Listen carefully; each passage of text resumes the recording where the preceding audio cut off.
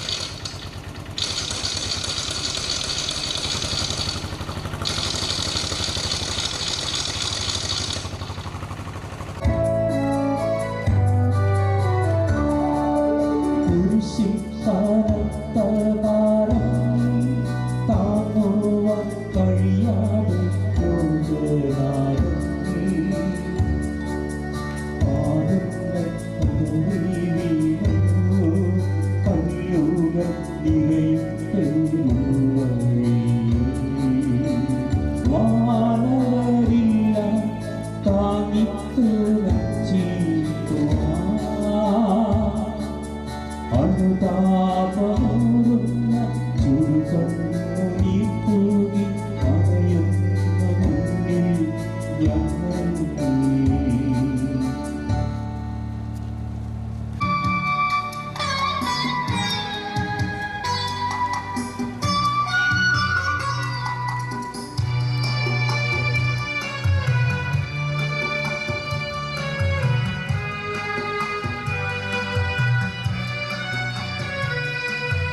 ഈജിപ്തിൽ നിന്നു കരേറ്റി ത്രാണനം ചെയ്തതിനേവം ക്രൂശു ചമയ്ക്കയോ നിങ്ങൾ. ദൈവമേ നീ പരിശുദ്ധൻ, നിത്യകാമത്തിൻ നീ ശക്തൻ. കൈവണങ്ങുന്നിതാ ഞങ്ങൾ.